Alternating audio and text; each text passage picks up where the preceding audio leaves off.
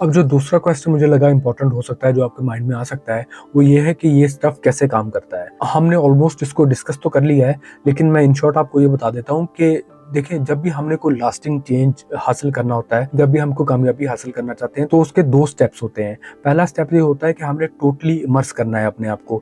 हमने जो neural pathways हैं, जो न्यू हैबिट्स हैं, वो क्रिएट करनी है, या जो एग्जिस्टिंग हमारे पाथवेज हैं, जो एग्जिस्टिंग जो हमारी हैबिट्स हैं, उनको हम चेंज करेंगे। और जो दूसरा स्टेप है, उसमें जो हम काम करना चाह रहे हैं, जो भी हम रिजल्ट अचीव करना चाह रहे हैं, उसके लिए हम एफर्ट करते हैं। हमने जो सीखा होता है उसको हम इम्प्लीमेंट करते हैं, हम कंसिस्टेंट एक्शन लेते हैं, और इसके बाद जो आपका रिजल्ट होता है, जो मास्टरी होती है, वो ऑब्वियसली आपको मिल जाती है। देखिए, किताब होती है, वो एक किताब क्या करती है, या एक सेमिनार क्या करता है। अब अगर आप एक किताब पढ़ते हैं या एक आप पूरा सेमिनार अटेंड करते हैं, तो कई बातें होंगी जो आपको याद होंगी, लेकिन उसमें से आप 1 या 2 आइडियाज पिक करते हैं जिनको आप इम्प्लीमेंट करते हैं। लेकिन आपने वो जो 1 या 2 चीजें जो पिक की हैं, या जिस चीज ने आपको वो चीजें पिक करने पर मजबूर किया है, या आपको पता चला कि ये चीजें इंपॉर्टेंट है, या आपने ये सोचा कि मुझे इन पर एक्शन लेना चाहिए, यानी आपको उस एक्शन के लिए जिस चीज ने फोर्स किया है, वो पूरी कंप्लीट जो किताब है, वो जो पूरा सेमिनार है, वो था। बेसिकली वो 1-2 चीजें सुनकर आपने उस पर अमल करना नहीं शुरू कर दिया, आपने वो पूरी किताब पढ़ी, पूरा सेमिनार अटेंड किया, उन 2 चीजों को पिक किया, और उसके पीछे जो चीज थी जिसने आपको फोर्स किया, आपको इंस्पायर किया, वो पूरा सेमिनार था, पूरी किताब थी। बेसिकली इस किताब ने या सेमिनार ने आपको कंप्लीटली इमर्स होने का मौका दिया, जिससे आपके न्यूरल पाथवेज जो है वो नए फॉर्म हुए, या जो एग्जिस्टिंग थे वो चेंज हो गए, मॉडिफाई हो गए। तो जो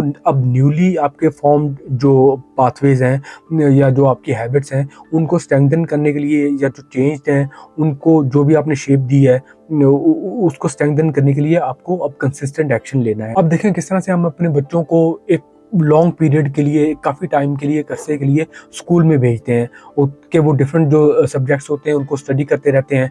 वो रोज़ाना उनको स्टडी करते हैं, 1 साल तक उनको पढ़ते हैं। बेसिकली वो एक रिकंडीशनिंग का प्रोसेस होता है, वो बार बार एक चीज़ पर फोकस्ड होते हैं, उसको सीख रहे होते हैं। अब जितना बेहतर स्कूल होता है, उतनी बेहतर लर्निंग होगी। तो इसी तरह से जितनी आपकी इमर्जन अच्छी है, और जितना आप एक्शन अच्छा उस पर लेते हैं और इफेक्टिवली लेते हैं, उतने ही आपको उसके अच्छे रिजल्ट मिलेंगे। अब अगर ये जो सारा मटीरियल है, इसको अगर हम बच्चों की उस एजुकेशन में भी ऐड कर दें, तो इसकी वजह से उनको जो जिंदगी में डिफरेंट उन्होंने जो डिसीजंस लेने, स्टेप्स लेने हैं, इस कोर्स की वजह से उनको उसमें भी बहुत हेल्प होगी। मैं कहना ये चाह रहा हूँ कि जितना वो बच्चे उस एजुकेशन पर तवज्जो दे रहे होते हैं, उतनी ही अगर वो इस पर भी तवज्जो दें, तो वो इसमें भी माहिर हो सकते हैं, और ये जो महारत है वो अल्टीमेटली उनकी आने वाली जिंदगी में मदद करेगी। देखिए, ये जो मटीरियल है, या ये जो टेक्निक्स हैं, ये जो प्रिंसिपल्स हैं, ये सेम ही रहेंगे, लेकिन जब भी आप इसको सुनेंगे, आपको हर दफा एक नई चीज मिलेगी। क्योंकि फर्स्ट टाइम जब आपने उसको सुना था, तो उसके जो मीनिंग थे, जो उसका मतलब था, वो शायद आपको समझ नहीं आया था। अब आप जब उसको दूसरी बार पढ़ते या सुनते हैं, तो आपको एक नई चीज मिलती है। इसकी वजह ये है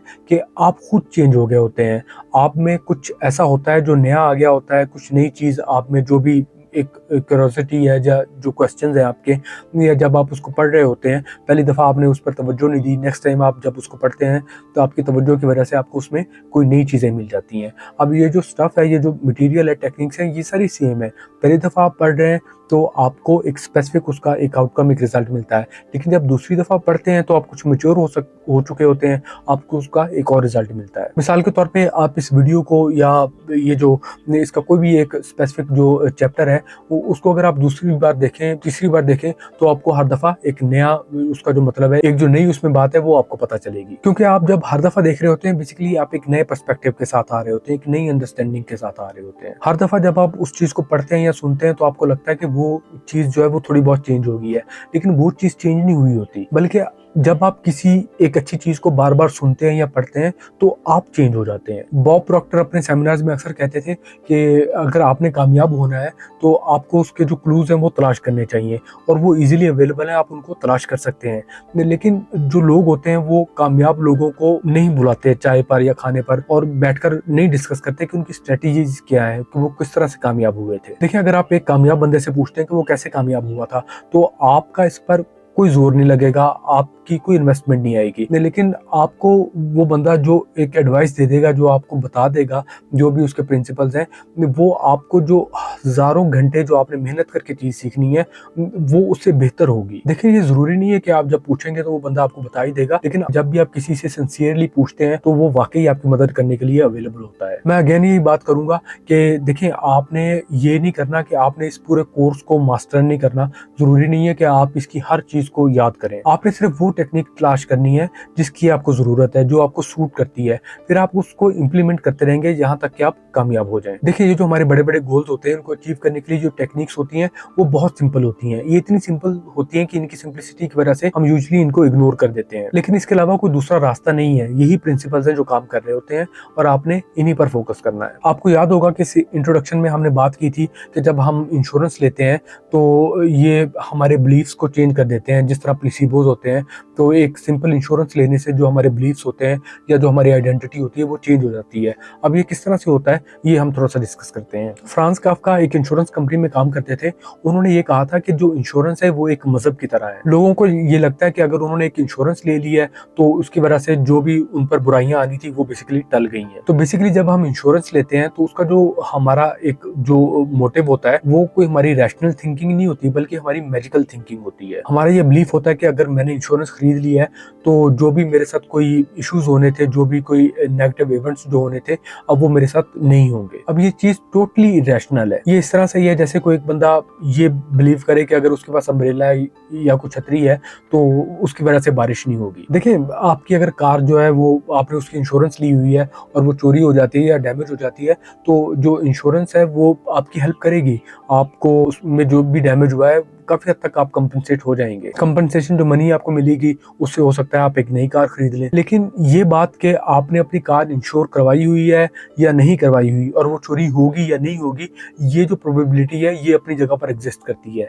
यानी ये जरूरी नहीं है कि आपने अगर एक कार इंश्योर करवा ली है तो वो चोरी नहीं होगी, या एक कार जो इंश्योर नहीं है वो चोरी हो जाएगी।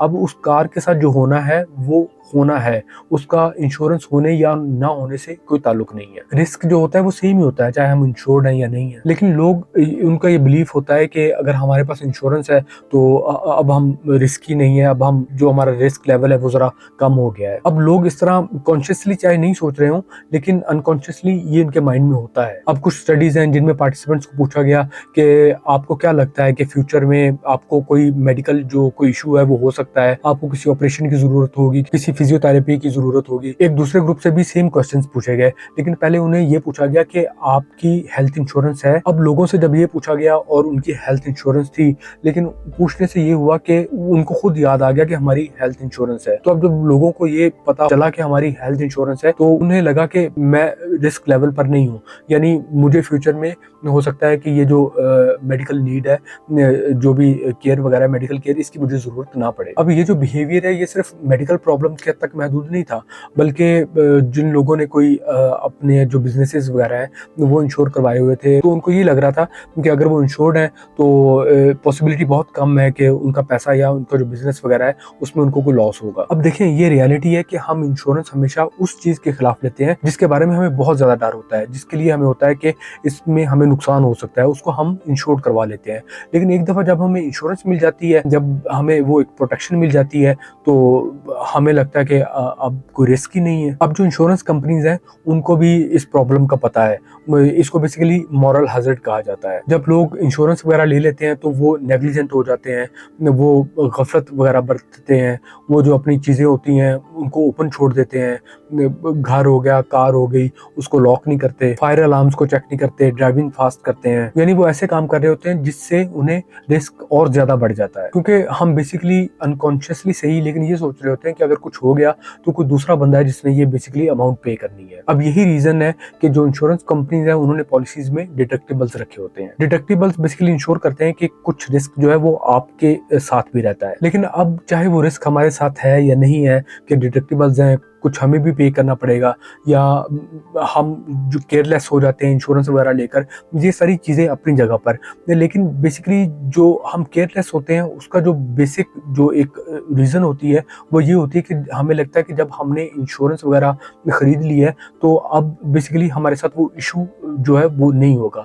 यानी अब मैंने एक छतरी खरीद ली है तो अब बारिश नहीं होगी। हमें लगता है कि ये या जो भी चीज़ हमने इंश्योर करवाई हुई है अब ये मसले उसके बारे में अराइज नहीं होंगे, हमें ये प्रॉब्लम फेस नहीं करनी पड़ेंगी, तो हम रिस्क लेते रहते हैं। अब ये जो एक इंश्योरेंस पॉलिसी होती है ये हर चीज़ चेंज कर देती है, हमारी आइडेंटिटी चेंज हो जाती है, हमारा जो रिस्क टॉलरेंस लेवल होता है वो चेंज हो जाता है, और इवन हमारी जो जिंदगी है वो चेंज हो जाती है। तो बेसिकली हमें अपनी असम्पशंस को देखना होगा, हमें ये देखना होगा कि हमने क्या डिसीजन लिया है, हमने कुछ अज्यूम किया है या हमने कोई डिसीजन लिया है।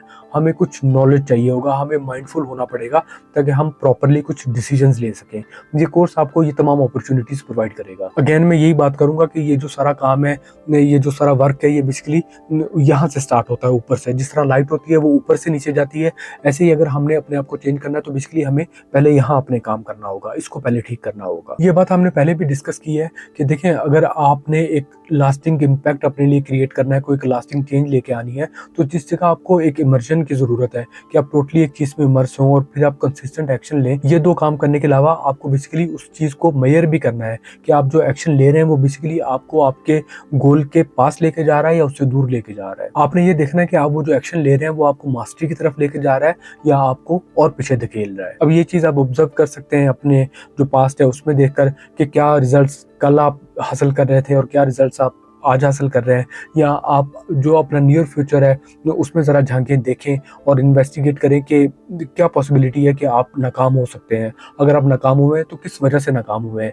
इसका मतलब है कि वो जो आप एक्शन ले रहे हैं वो बेसिकली आपको उस फ्यूचर के लिए तैयार नहीं कर रहा। देखिए, ये ना करें कि आप एक किताब पढ़ें काइज़न पर और फिर अपनी प्रोग्रेस इस तरह से मेजर करें कि आप नेक्स्ट डे देखें कि आपने कोई टोयोटा वगैरह बिल्ड कर ली है। नहीं, बल्कि जो आप में जो थोड़ी बहुत इवन चेंजेस आई हैं उनको भी नोटिस करें और उन पर फिर टैग करें और उन पर बिल्ड करें, और इस तरह आप ऊपर से ऊपर बढ़ते जाएं। जिस तरह हमने बात की थी कि जो सक्सेस है वो प्रोसेशनल होती है, लाइफ क्यूमुलेटिव होती है। देखें, जो चेंज या तब्दीली आप ला रहे होते हैं वो शुरू में बहुत छोटी हो सकती है, लेकिन जिस तरह साइमन सिनेक कहते हैं कि हमें नहीं पता कब, लेकिन एक टाइम ऐसा जरूर आएगा कि आपको नजर आ जाएगा कि वाकई आप में कुछ चेंज आ गया है या जिस जगह आप पहुंचना चाहते थे आप वहां पहुंच गए हैं। अब ये भी है कि हमारी जिंदगियां पहले के मुकाबले में बहुत ज्यादा चेंज हो गई हैं, बस हम नोटिस नहीं करते और उसके लिए हम शुक्रगुजार नहीं होते। अब आप यहाँ पे प्रेजेंट है, इतनी देर से ये वीडियो देख रहे हैं, ये इसी चीज का प्रूफ है कि बेसिकली आप इस जर्नी पर हैं और आप आगे बढ़ रहे हैं। लेकिन आपको स्कोर मेंटेन करना होगा, आपको देखना होगा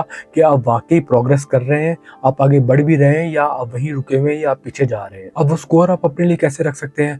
आप जिस तरह अभी हमने बात की है, इंट्रोडक्शन में भी बात की थी कि जो आपका पास्ट है आप उसके बारे में देखें, जो आपकी जॉब थी, बैंक बैलेंस था, जो आपकी आज सिचुएशन है वो चीज़ें देखें, आपको पता चल जाएगा कि आप कहाँ पर खड़े हैं।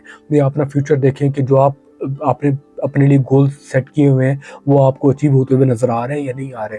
अगर नहीं आ रहे तो इसका मतलब है वो जो एक्शन है वो आपकी हेल्प नहीं कर रहे। देखिए, आगे बढ़ते रहने का जो एक आसान तरीका वो ये है कि आपको अगर एक ब्रेक थ्रू मिल गया है, आप एक कामयाब हो गए हैं, तो आप उसी पर बिल्ड करते जाएं।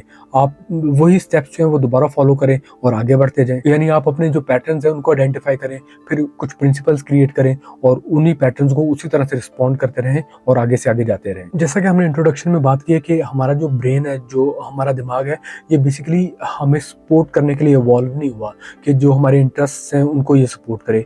ये बेसिकली हमारे सर्वाइवल के लिए है। ये चाहता है कि हम जिंदा रहें, खाते पीते रहें और हमारी जो नस्ल है वो आगे बढ़ती रहे। ये इसके जो प्राइम ऑब्जेक्ट्स हैं ब्रेन के वो ये है। तो बेसिकली हमें इसका कंट्रोल हासिल करना होगा और हमें देखना होगा कि क्या चीज़ है जो काम कर रही है, जो हम चाहते हैं कि हम रिजल्ट अचीव करें, तो जो हम एक्शंस ले रहे हैं वो काम कर रहे हैं या नहीं कर रहे। तो क्या चीज़ें काम कर रही है, क्या नहीं कर रही, वो चीज़ें हम देखेंगे और तब तक हम एक्शन लेते रहेंगे जब तक कि हम अपनी उस डेस्टिनेशन पर ना पहुंच जाए। देखिए, आपकी ज़िंदगी में कभी ना कभी ऐसा हुआ होगा कि सिंपली इमेजिन करने से, कोई स्पेसिफिक सिनेरियो आपने इमेजिन किया तो उस इमेजिनेशन की वजह से या तो आप हंसने लग गए या आप रोने लग गए। अब ये एक जो एग्जाम्पल है ये काफ़ी है आपको बताने के लिए कि आपकी ब्रेन की क्या पावर है। अब अगर इसी पावर को हम अपनी फेवर में हार्नेस कर लेते हैं, इसको हम अपनी फेवर में यूज करते हैं, तो आप खुद इमेजिन करें कि हम क्या क्या चीज अचीव कर सकते हैं। जब हम अपने लिए कोई ट्रिप वगैरह बुक करते हैं कि हमने कहीं पे जाना है, तो हम कितने इमेजिनेटिव होते हैं, कितने खुश होते हैं, किस तरह से हम प्लान करते हैं, किस तरह से हम अपना पूरा जो सफर होता है उसको डिजाइन करते हैं। तो यही जो हमारी एक पावर है, हम इसको क्यों नहीं यूज करते जब हम अपनी जिंदगियों को प्लान कर रहे होते हैं। इतनी डिटेल से अगर हम अपनी जिंदगियों को भी प्लान करें और हम उसका स्कोर भी रखें कि हम कामयाब हो रहे हैं, हम कहाँ तक पहुंच गए, तो हम इंशाल्लाह जरूर कामयाब होंगे। देखिए, एक चीज मैंने नोटिस की है, बल्कि ये चीज मैंने खुद भी एक्सपीरियंस की है। मैं भी ये सोचता था कि अब देखें, ये जो रिसर्च बेस्ड जो एविडेंस है ये सारी हमारे पास है, और ये जो एथलीट्स हैं, इनोवेटर्स हैं या बिलियनर्स हैं, उनके एडमिशंस हैं, वो खुद बताते हैं कि वो ये प्रिंसिपल्स फॉलो करते हैं और वो कामयाब हो गए हैं। ये सारी चीजें हमारे पास होने के बावजूद भी हमें लगता है कि ये जो सेल्फ हेल्प टेक्निक्स हैं ये बेसिकली वो जो कामयाब लोग हैं उन लोगों के लिए है, हमारे लिए नहीं है। जब हम उस स्टेज पर पहुंच जाएंगे तो फिर हम इनको फॉलो करना शुरू कर देंगे, तब हम मेडिटेशन स्टार्ट कर देंगे, तब हम माइंडफुल हो जाएंगे, तब हम ये डिफरेंट जो एक्शंस हैं ये लेना शुरू कर देंगे। ये हमारी थिंकिंग होती है कि अभी जो हमारा फोकस है वो सिर्फ सक्सेस पे है। जब वो टाइम मिल जाएगा तब हम ये काम भी शुरू कर देंगे। देखिए, इस तरह कामयाबी नहीं मिलती। जो एक्शंस होते हैं वो हमेशा रिजल्ट्स को प्रीसीड करते हैं। पहले आप एक्शन लेते हैं, फिर आपको उसका रिजल्ट मिलता है। ये जो कोर्स पार्ट है ये टाइम के साथ अपडेट होता रहेगा, लेकिन जो प्रिंसिपल्स हैं वो हमेशा सेम ही रहेंगे। आप ये नहीं सुनेंगे कि ये अब नए कोई 6 स्टेप्स हैं, अगर आप उनको फॉलो करेंगे तो आप कामयाब हो जाएंगे। इस तरह की चीजें आपके साथ डिस्कस नहीं की जाएंगी, क्योंकि जो कोर प्रिंसिपल्स हैं वो हमेशा सेम रहते हैं। सिर्फ जो उनको अचीव करने की स्ट्रेटेजीज होती हैं या उनको जो हम समझने के लिए कुछ सिंप्लीफाई कर सकते हैं, सिर्फ वो चीजें चेंज होंगी। हो सकता है कि कुछ इन्फॉर्मेशन ऐड कर दी जाए जिससे आपको अपने बिलीफ्स डेवलप करने में मदद मिले, लेकिन जो प्रिंसिपल्स हैं वो सेम ही रहेंगे। नेपोलियन हिल ने अपनी किताब जो थिंक एंड ग्रो रिच है वो 1937 में लिखी थी। तो अब उस किताब में जब उन्होंने परसिस्टेंस के बारे में बात की थी, साबित कदमी के बारे में, तो उन्होंने हजूर सल्लल्लाहु अलैहि वसल्लम की एग्जांपल दी थी। अब वो जो कि 1400 साल पहले गुजर गए थे, यानी वो जो प्रिंसिपल्स थे वो सेम थे, उस वक्त भी वही प्रिंसिपल्स थे, आज के टाइम पर भी वही हैं। बस जो हमारी अंडरस्टैंडिंग है वो चेंज होती रहती है। जो पहली सेल्फ हेल्प बुक है उसका नाम भी सेल्फ हेल्प ही था, वो 1859 में सैमुअल स्माइल्स ने पब्लिश की थी। अब ये जो बुक है ये भी सेम प्रिंसिपल्स को डिस्कस कर रही होती है जो आज हर सेल्फ हेल्प बुक में हमें नजर आएंगे। अब जो भी कामयाब बंदा आज तक गुजरा है उसने सेम प्रिंसिपल्स फॉलो किए हैं, चाहे वो कॉन्शियसली कर रहा था या अनकॉन्शियसली कर रहा था। तो आपके लिए और मेरे लिए प्रिंसिपल्स सेम है, प्रिंसिपल्स चेंज नहीं होंगे।